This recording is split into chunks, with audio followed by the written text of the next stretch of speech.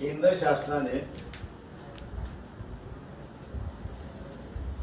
Covid नंतर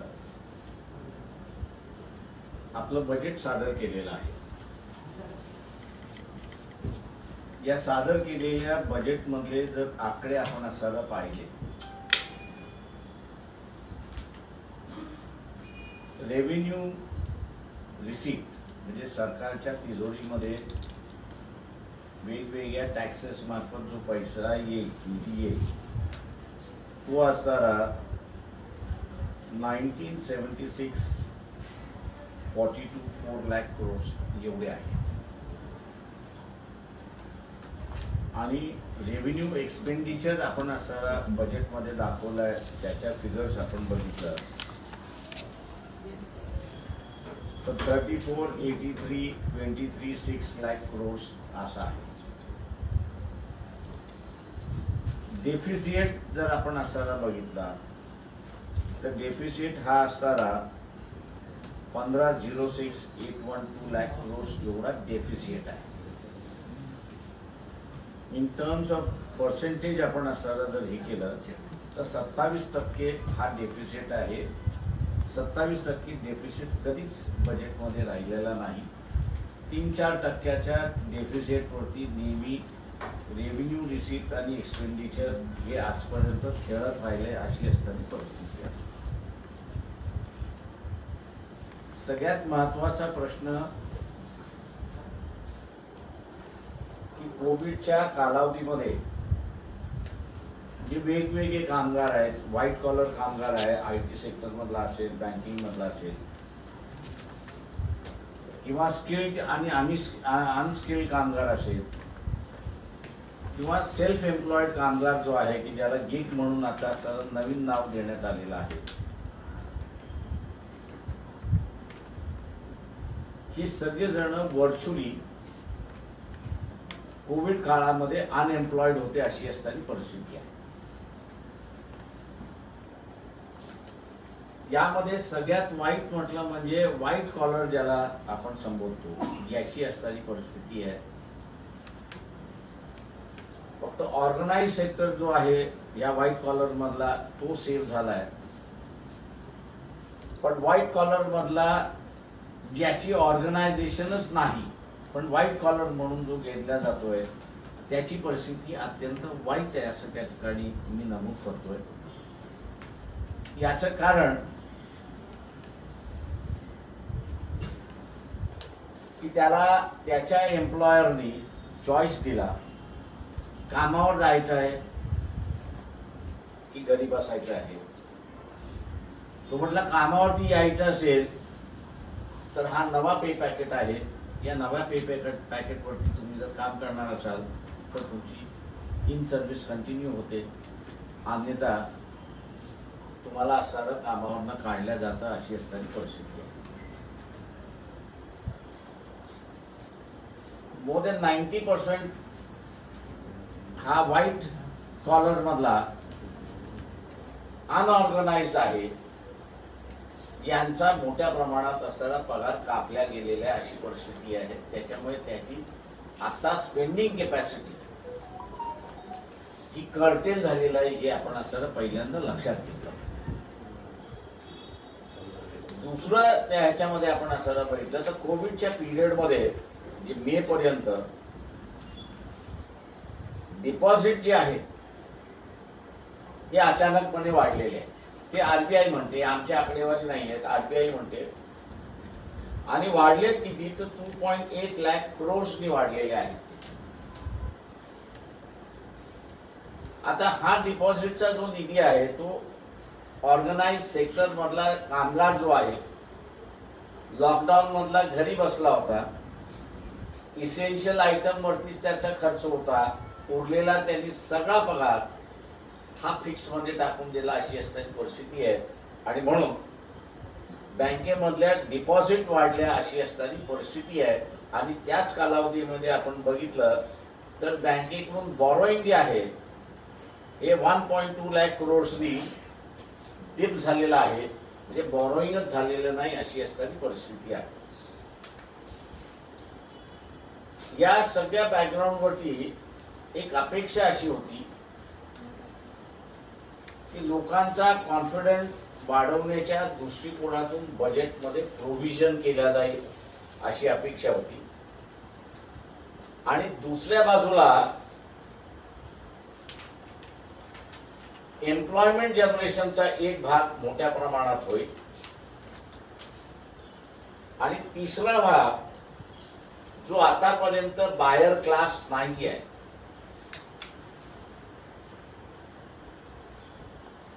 त्या buyer क्लासच्या हातामध्ये शासन फंड देऊन इकॉनॉमीला रिवायवल सुरुवात होईल अशी असणारी परिस्थिती होती. पण दुर्दैवाने MREGS प्रोग्राम जो आहे, नरेगा ज्याला आपण म्हणतो, किंवा महाराष्ट्रामध्ये एम्प्लॉयमेंट गॅरंटी स्कीम आपण ज्याला म्हणतो, त्याचं बजेट यावेळेस 750 कोटींनी कमी केले अशी असणारी परिस्थिती आहे.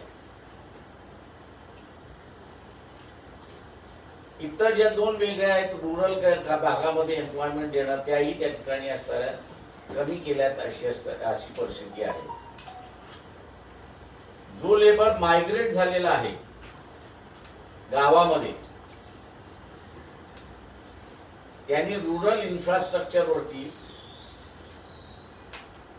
फार मोठ्या प्रमाणात ताण आणलेला आहे. घरं शेअरिंग करावी लागतात आहेत, काही जण बाहेर झोपतायत अशी परिस्थिती आहे.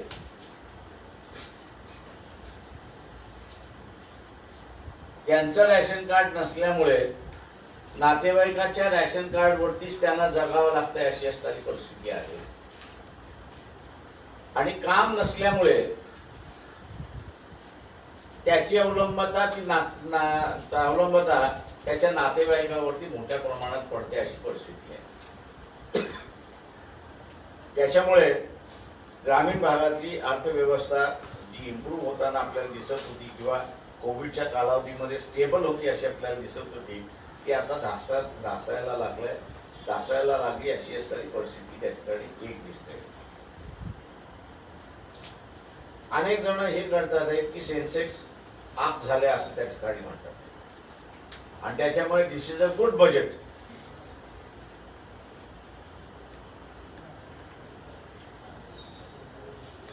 असा एक स्टॅम्प मारला जातो. हा जो कोविडच्या पिरियड मध्ये 2.8 लाख करोड हे डिपॉझिट मध्ये गेले, त्यावेळेस शेअर मार्केट ऑपरेशन मध्ये होतं अशी परिस्थिती नाही. ऑपरेशन मध्ये होतं पण खेळण्याच्या स्थितीत नव्हतं. आता जे शेअर मार्केट अप झाले त्याची दोन कारण आहेत. एक कारण एक्सपेक्टेशन हे आहे की बँकेमध्ये इंटरेस्ट हा कमी मिळतो, शेअर मार्केटमध्ये इंटरेस्ट जास्ती प्रमाणात मिळतो आणि म्हणून हा 2.8 लाख करोड मधला सम पर्सेंटेज हा शेअर मार्केटमध्ये येईल आणि म्हणून शेअर मार्केट हे अप झाले अशी असणारी परिस्थिती आहे. दुसरं कारण शेअर मार्केट अप झालंय याचं कारण की इथल्या असणाऱ्या इंडस्ट्रियलिस्ट आणि फायनान्शियल विझार्ड जे आहेत त्यांना असं वाटतंय की हे सरकार आता प्रायव्हेटायझेशन मोठ्या प्रमाणात करणार आहे आणि त्याच्यामुळे शेअर्स बाय करणं हा मोठ्या प्रमाणात कार्यक्रम सुरुवात होईल आणि public sector to private sector असा जो प्रवास होणार आहे इथल्या प्रॉफिट मेकिंग कंपनीचा,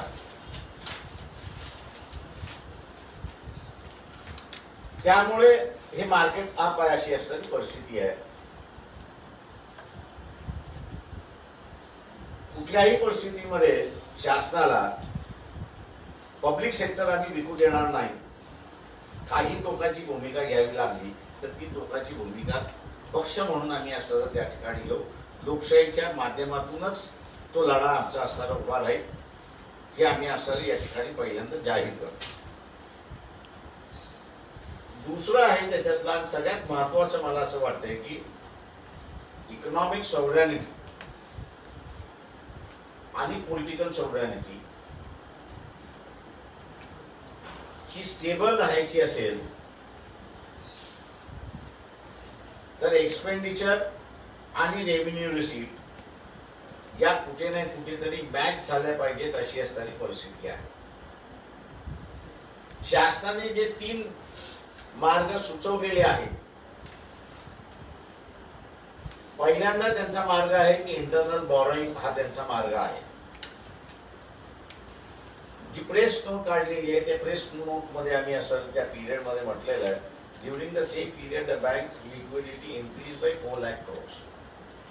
म्हणजे बँकेकडे आज असताना 4 लाख लिक्विडिटी आधीच्या लिक्विडिटी पेक्षा जास्ती अशी परिस्थिती आहे.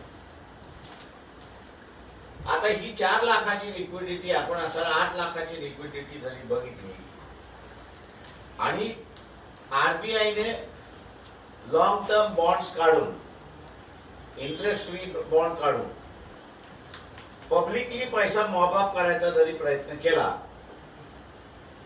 तरी 15,006,812 लाख crores एवढे जनरेट होणार का हा त्याच्यातला खरा प्रश्न आहे. इंटरनल बॉरोइंग मधनं हा एवढा जनरेट होऊ शकतो असं अजिबात कुठेही आतापर्यंत आरबीआयचे रिपोर्ट्स आपण बँकिंगशी लिंक अप केले तर एवढी लिक्विडिटी कधीही बँकेकडे राहिलेली नाही. किंवा आरबीआयने जे असताना दरवर्षी बॉन्ड्स विकलेले आहेत त्या बॉन्ड्स मधनं त्यांना 10% ची ह्याची लिक्विडिटी मिळाली आहे का तीही नाही अशी असणारी परिस्थिती आहे.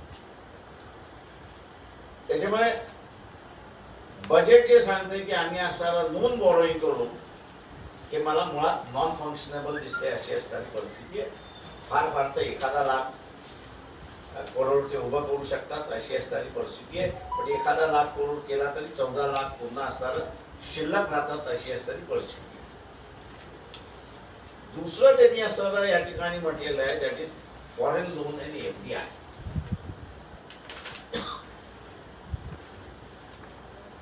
मागच्या वर्षी मॅक्सिमम फॉरेन लोन आणि एफडीआयचं जे आहे त्याच्यामध्ये दी फर्स्ट कंट्री सिंगापूर,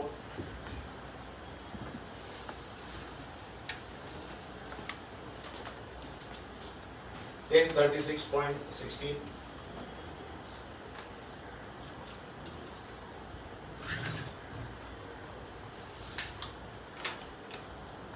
आता हे सगळे ऍड केले म्हणजे जेवढे दिलेले आहेत तेवढं तर मागच्या फॉरेन लोन्स आणि एफडीआय ह्या दोन्ही जर आपण विचारात घेतल्या मेजर डोनर जे आहेत म्हणजे मेजर इन्व्हेस्टर्स आहेत त्यांचं जर आपण बघितलं तर इट इज 77,000 crores. हे 1000 crores आहेत. आता या माध्यमातून सुद्धा आपण बघितलं तर 1 लाख कोटी सुद्धा उभं राहत नाहीत अशी असणारी परिस्थिती. आता हे जे मॉरिशस आणि सिंगापूर मधला जो फंड आलेला आहे हा मॅक्सिमम फंड चायनीज कॉर्पोरेट मधला आहे.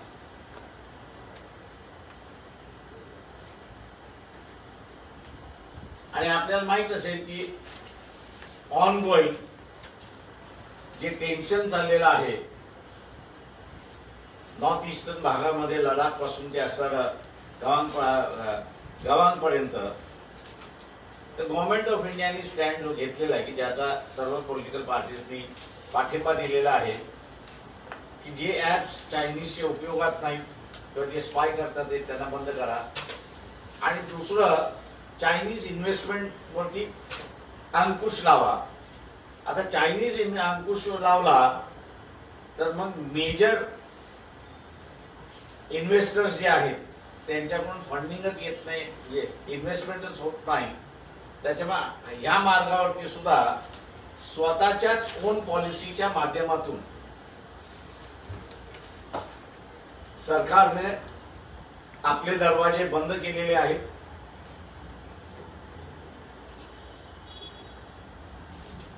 याच्यामध्ये अनेक एक फंड येतोय की ज्याचा असणारं नेहमीच सांगितलं जातंय की आज आपला असणारं एक्सटर्नल बॅलन्स ऑफ पेमेंट मधला फॉरेन एक्सचेंज भाग एवढा आहे. जुन्या आरबीआयच्या रिपोर्ट्स आपण जर वाचले 95 to 2000 या पिरियड मध्ये वाचले तर याला त्यांनी असणारं एक नाव दिलं होतं व्हर्नेबिलिटी. हे जे लोन्स आहे, हे जे इन्व्हेस्टमेंट जे आहेत दॅट इज शॉर्ट टर्म लोक किंवा बँकेमध्ये ज्याला आपण म्हणतो मनी ॲट कॉल, म्हणजे मी बँकेमध्ये ठेवलेले आहे. मी बँकेमध्ये ठेवताना बँकेला सरळ सांगतो ज्या दिवशी मला पाहिजे, ज्या दिवशी मी कॉल केला त्या दिवशी ते मला पैसे मिळाले. तेव्हा असा हा जो असणारा जो फॉरेन एक्सचेंज मधला एक भाग जो आहे की ज्याच्या वर्तमानपत्रातून असणारा फार उदो त्या ठिकाणी केला जातो, तो यांना उपयोगात नाही, फायदेशीर नाही. तो फक्त तुमचा असणारा बजेटमध्ये फुगवण्याचा आकडा म्हणून असणारा त्याच्यामध्ये त्याच्या पलीकडे त्याचं रिलायबिलिटी असं मी त्या ठिकाणी मानत नाही. त्याच्यामध्ये जो लास्ट सोर्स त्यांनी असताना त्याच्यामध्ये सांगितलं आहे तो म्हणजे सेलिंग ऑफ गव्हर्नमेंट एसेट्स. या ह्याच्यामध्ये मी उदाहरणाला 2 घेतलेले आहेत की त्यांचं असं म्हणणं आहे की आम्ही एअर इंडिया विकतो. धरून चालू की आपण त्यांनी असणारे एअर इंडिया विकली,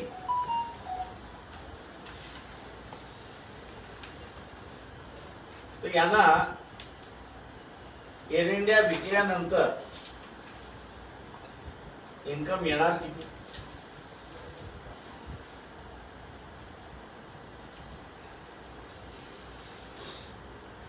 ते फक्त 52, 32, 28 करोड. 52,000 5,23,288 करोड एवढेच फक्त त्याच्यामध्ये मिळू शकतात. आणि oil and natural gas which is the दोन्ही ज्याच्यामधल्या असणाऱ्या नवरत्नामधल्या कंपनीज आहेत ते 1 लाख मी धरला असतं तर 1.5 ते 1.25 लाखापर्यंत त्यांचा असणारा इन्कम त्या ठिकाणी होऊ शकतो. सेलिंग ऑफ गव्हर्नमेंट एसेट हा कुठल्याही देशाने प्रयोग केलेला नाही. इंग्लंडने हा प्रयोग केला, याच्याबद्दल दुमत नाही. पण इंग्लंडने तो प्रयोग करत असताना त्यांनी कॅपिटलिस्टला शेअर विकले नाही, तर त्यांनी बमाशेल याचे असणारे शेअर्स पब्लिकला विकले आणि पब्लिकला विकून पुन्हा बमाशेल ही असणारी त्यांची गव्हर्नमेंट कंट्रोल कंपनीच राहिली अशी असणारी परिस्थिती आहे. आता हे जे बिहेवियर गव्हर्नमेंटचं आहे की तुम्हाला माहिती आहे की कोविडमुळे असणारं 19 लाख कोटी तुमचं फक्त इन्कम येणार आहे. त्याच्यामुळे या वर्षाचा एक्सपेंडिचर सुद्धा तेवढाच असला पाहिजे किंवा त्याच्या आसपास 3-4% वरती असेल तर आपण त्याच्यामध्ये हे करू शकतो, मॅनेज करू शकतो त्या सगळ्याच्यामध्ये. पण ते न करता यांचं जे बिहेवियर आहे ते पूर्णपणे दारुड्याचं बिहेवियर. दारुड्या जसा झिंकतो या बाजूचा त्या बाजूचा आणि दारू मिळाली त्याचं डायरेक्शन नसतं, त्याच पद्धतीने दारू मिळाली पाहिजे म्हणून जे काही आहे ते विकत बसायचं असं जे असणारं धोरण आहे ते धोरण या सरकारचं आम्हाला या ठिकाणी दिसतंय. आणि म्हणून आम्ही म्हणतोय की दिस इज अ ड्रंकन गव्हर्नमेंट. दारुड्याचं सरकार आहे. लोकांनी जसं दारुड्यापासून वाचतात तसं असताना यांनी या शासनापासून वाचलं पाहिजे.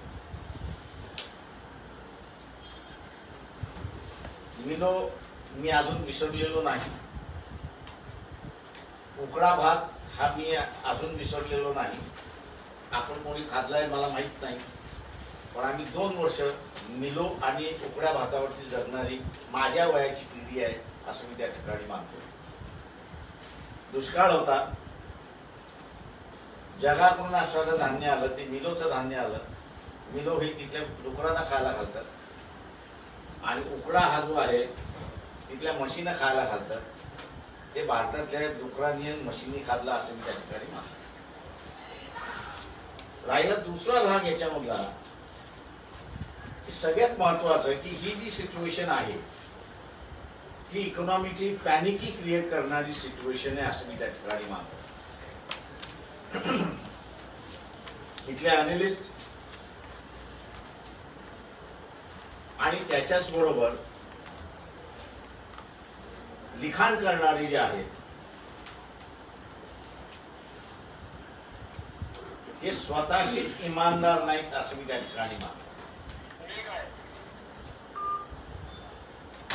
ते बिलीव्ह एक गोष्ट करतात आहेत, पण दुर्दैवाने आपल्याला प्रॉसिक्यूट होऊ नये म्हणून प्रो गव्हर्नमेंट लिहितात आहेत अशी एक परिस्थिती आहे.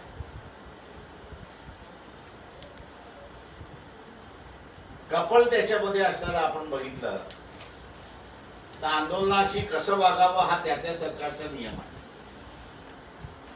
परंतु शेतकऱ्याच्या आंदोलनाला खलिस्तानाचं आंदोलन आहे असं जे वारंवार भासवलं जात आहे आणि मी हा मुद्दाम इश्यू उपस्थित करतो याचं कारण की किऑस हे जर क्रिएट करायचं असेल तर नुसती इकॉनॉमिक सिच्युएशन क्रिऑस करत नाही, तर सोशली अनरेस्ट हे त्या इकॉनॉमिक सिच्युएशनशी कपल झालं तर इथे असणारा अनरेस्ट आहे अशी असणारी परिस्थिती. आज इकॉनॉमिक फ्रंट वरती सुद्धा आपण असणारा किऑटिक सिच्युएशन मध्ये आहोत आणि लढाऊ सेक्टर मध्ये म्हणजे लढाऊ याचं नाही म्हणत आहे, बॉर्डरवरचं नाही म्हणत आहे, पण इंटरनली जी आंदोलनं चाललेली आहेत त्या इंटरनली चाललेल्या आंदोलनामुळे सुद्धा सोशल अनरेस्ट फार मोठ्या प्रमाणात धगधगतोय. मी गव्हर्नमेंटला अपील करणार नाही पण जनतेला अपील करणार आहे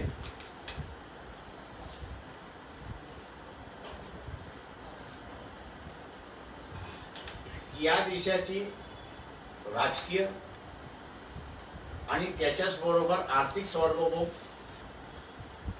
ही पूर्णपणे पणाला लागलेली आहे. मी मगाशी मिलोचा उल्लेख केला,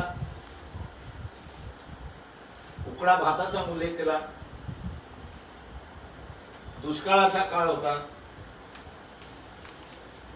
भारताकडे अन्नधान्य नव्हतं म्हणून जगातून अन्नधान्य विकत घ्यायचा प्रयत्न केला, तेव्हा जगाने मिलो विकला आणि उकडा विकला अशी असणारी परिस्थिती. दुसरं जसं या ठिकाणी आमच्या नोटमध्ये असताना म्हटलेलं आहे की 90 साली चंद्रशेखर असताना एक्सटर्नल बॅलन्स ऑफ पेमेंट वरती आपण डिफॉल्ट झालो. म्हणजे जे काही इम्पोर्ट आपण केलं होतं डॉलर मध्ये पेमेंट द्यायचे होते, आपल्याकडे डॉलर पेमेंटसाठी नव्हते. पण कोणीही डिफॉल्टर आहात म्हणून असा साधा उल्लेखही केला नाही. आणि तो उल्लेख केला नाही याचे एकमेव कारण आहे की शासनाकडे असताना जे पब्लिक सेक्टर आहे की जे लिक्विड सेक्टर आहे असं मी त्या ठिकाणी मानतो, त्या लिक्विड सेक्टरची फायनान्शियल स्ट्रेंथ एवढी होती, एक जरी त्यांनी विकला असता तरी एक्सटर्नल बॅलन्स मधला जो काही डिफॉल्ट अमाऊंट होता तो डिफॉल्ट अमाऊंट पे करून गव्हर्नमेंट ऑफ इंडियाकडे शिल्लक राहिला असता अशी परिस्थिती होती. आणि म्हणून त्या काळामध्ये मनमोहन सिंगने रिझर्व्ह बँकेचं सोनं हे इंग्लंडमध्ये घेऊन गेले, प्लेस केलं, पैसे उभे केले ज्यांची देणी होती त्यांची देणी दिली आणि नंतरच्या कालावधीमध्ये इकॉनॉमी इम्प्रूव्ह केली. ज्यांच्याकडून कर्ज घेतलं होतं त्यांचं कर्ज परत केलं आणि पुन्हा सोनं भारतामध्ये परत आणलं अशी परिस्थिती आहे. याचं कारण काय होतं तर तुमच्याकडे असणारा पब्लिक सेक्टर हे प्रचंड प्रमाणात फायनान्शियल वायबल आहे अशी असणारी परिस्थिती आहे. आणि असे सगळे वायबल सेक्टर्स हे आता विकायला निघाले. मी इथल्या अर्थशास्त्रातल्या जे आव्हान करतोय की शासनाने जे 19 लाख कोटी स्वतःचा इन्कम म्हणून दाखवलेला आहे त्याच्यामध्ये सर्व पब्लिक सेक्टरचं मी म्हणत नाही, पण ज्या नवरत्न म्हणून असणाऱ्या याच्यामध्ये नोंदलेल्या आहेत त्यांचं किमान कॉन्ट्रीब्युशन 2 लाख कोटी आहे की नाही एवढं सांगा. मिनिमम कॉन्ट्रीब्युशन आहे 2 लाख कोटीचं असणारं या 19 लाखामध्ये त्यांचं असणारं कॉन्ट्रीब्युशन आहे. रफ फिगर्स मी असणारा देतो की नंतर त्यातला असणारा ऍक्च्युअल फिगर्स जे आहेत ते शेअर आपल्याशी या ठिकाणी करू शकतो. पण जे अर्थशास्त्रज्ञ आहेत त्यांनी याच्यावरती बोलावं असं आम्ही त्यांना आव्हान या ठिकाणी करतो, जेणेकरून जनतेला तर काय यापूर्वी कुठल्याही सरकारने म्हणजे भारतीय जनता पक्ष आणि RSS सरकारने सोडलं तर उरलेल्या कुठल्याही सरकारने पॉलिटिकल आणि इकॉनॉमिक सॉव्हरेनिटी हा पणाला लावला नाही. ते बजेटशी खेळत गेले, आकडेवारीशी खेळत गेले, पण या 2 गोष्टी त्यांनी असताना सोडल्या. आज आपल्याला असताना दिसतंय की भारतीय जनता पक्ष आणि RSS ज्यांचं गव्हर्नमेंट आहे ते आज पॉलिटिकल सॉव्हरेनिटी आणि इकॉनॉमिक सॉव्हरेनिटीशी खेळायला निघालेले आहेत. आणि त्यांचा हा खेळ आम्ही असताना मानतोय देशाच्या हिताचा नाही.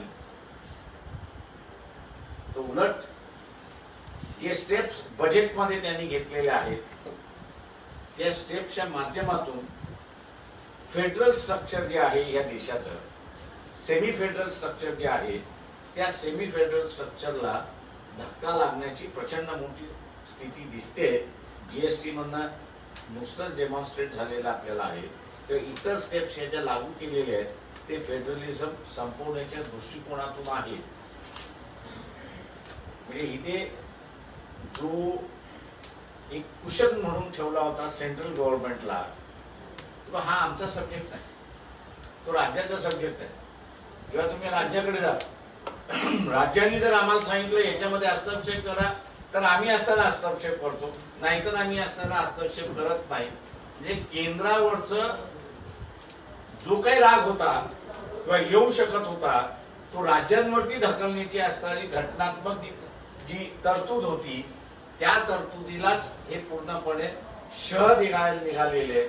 आणि म्हणून मी असं म्हणतोय की यांनी फेडरल स्ट्रक्चरच हळूहळू नेस्तनाबूत करण्याच्या प्रयत्नाकडे चाललेले आहेत. याच्याकडे जनतेने लक्ष द्यावं असं आवाहन आजच्या या प्रेस कॉन्फरन्स मार्फत आम्ही करतोय.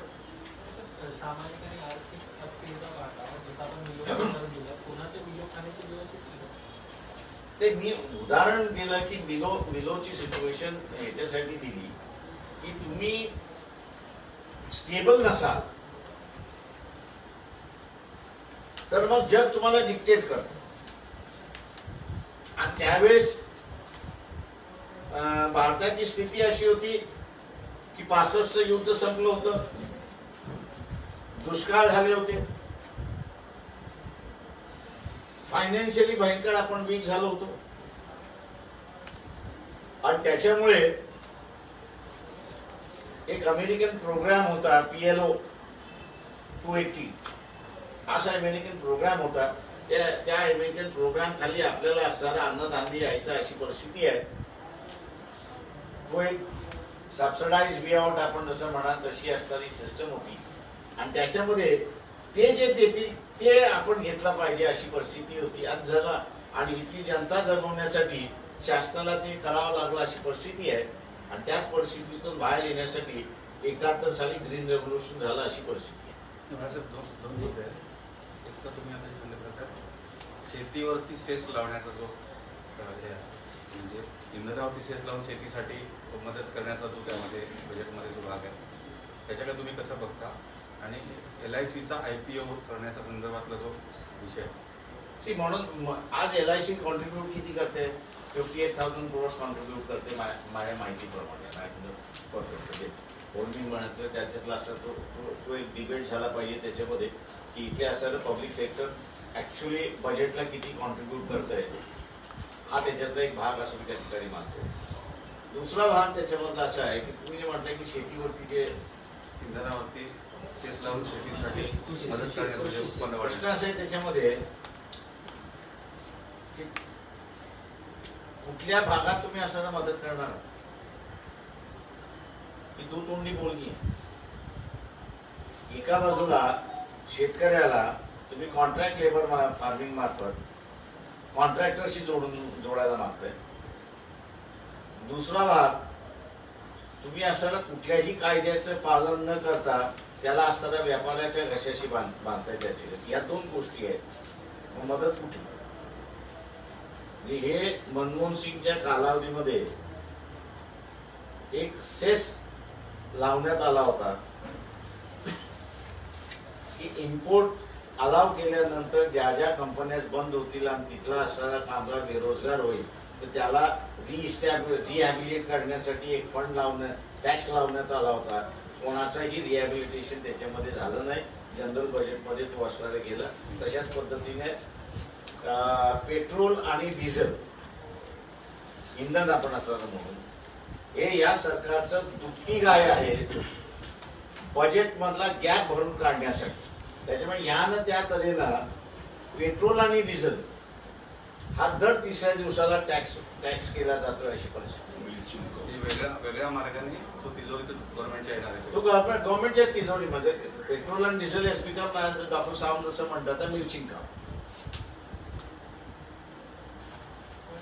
शेतकरी आंदोलन जे सध्या सुरू आहे आसपासच्या परिसरामध्ये त्यावरून सगळ्यांनी ट्विटरवर प्रतिक्रिया पाहायला मिळतात. सचिन तेंडुलकर असतील, लता मंगेशकर असतील, एका परदेशातील ऐकून शेतकऱ्यांना पाठिंबा देण्यासाठी आपल्या देशातील जे काही कलाकार त्यावर सगळे ट्विट करतात आहे.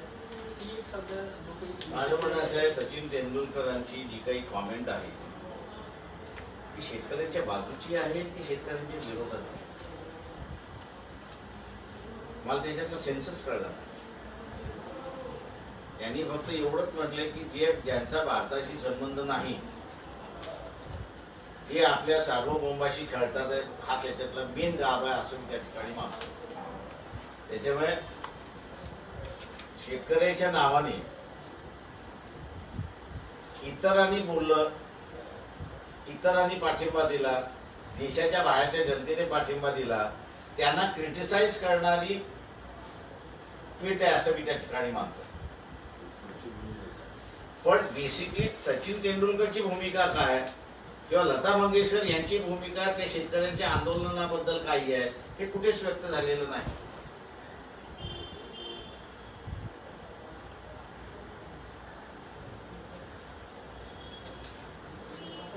शेतकऱ्यांचं जे आंदोलन सुरू आहे किंवा आर्थिक अस्थिरता आपण म्हणतो शेतकऱ्यांचं आंदोलन सुरू आहे त्यामुळे स्वास्थ्य बिघडते, सामाजिक स्वास्थ्य बिघडते किंवा एक वेगळ्या याच्यावरती देश चाललेला आहे. किऑटिक सिच्युएशन आहे हे. आता युपीतला असणारा जो ट्रॅक्टर महिला बसलेली असताना त्यांच्यावरनं गेला त्याला रिस्ट्रिक्ट काय करण्यात आलं की ते त्यांनी स्वतःहून केलेलं कृत्य आहे. पण मुळात तो ट्रॅक्टर आला कसा तिथे आता सांगितलं जाते तो पाणी पाजण्यासाठी आला. पण पाणी पाजण्यासाठी आला असेल तर बाजूला कुठेतरी उभं केलं पाहिजे ना. तेव्हा ही ज्यांनी हिटलर जन्माला कसा आला आणि हिटलरच्या टॅक्टिक ज्यांनी असणाऱ्या अंडरस्टँड केले असेल तर त्या सगळ्यांच्या लक्षात येईल की सेम हिटलर टॅक्टिक्स वापरल्या जातात आहेत भीती इन्स्टॉल करण्यासाठी. आंदोलनं क्रश करण्यासाठी आणि आम्ही जे सांगू ते तुम्ही ऐकलंच पाहिजे अशा रीतीने हे करण्याचं दिसतंय. जे काही बॅरेकिंग ज्या पद्धतीने केलेलं आहे दिसतंय त्या बॅरेकिंग मधनं मी एवढंच त्या ठिकाणी अनेक आंदोलनं ही सगळी केली असल्यामुळे पोलिसांना वेगळ्या काहीतरी इन्स्ट्रक्शन्स आहेत असं मी त्या ठिकाणी मानतो. काय वाटतं आपल्याला म्हणजे ज्या पद्धतीने सगळं टाळांचं कुंपण केलेलं आहे भिंती उभारलेल्या त्यांच्या अगदी सगळी बेसिक गोष्टी असतात त्याच्यापासून पाणी पिण्यापासून कुठल्या शेतकऱ्यांच्या अडचणी. मी म्हटलं ना की बेसिकली ही एक स्ट्रॅटेजायझेशनचा भाग असतो की लोकांमध्ये चीड आणण्याच्या दृष्टिकोनातून. चीड आली, एकाच्या आली, दुसऱ्याच्या आली, तिसऱ्याच्या आली, मॉबच्या आली, मग तो uncontrollable. This is what is known as provocation. हिटलरची ही प्रोवोकेशनची टॅक्टिक्स होती. शेतकऱ्यांना भडकवणं. शेतकऱ्यांना भडकवण्याचं पोलिसांना ज्या पद्धतीने असं ट्रेनिंग दिला जाते, टीव्ही बंद दाखवण्याच्या दृष्टिकोनातून हे सगळं त्याच भागात असं त्या ठिकाणी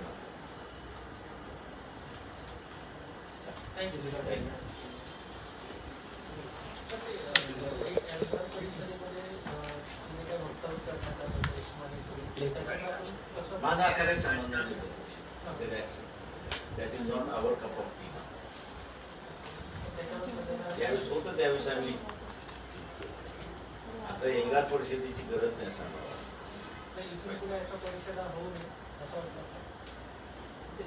कोणी काही करू शकतो. तुम्ही कसं काही थांबू शकतो कोणाला?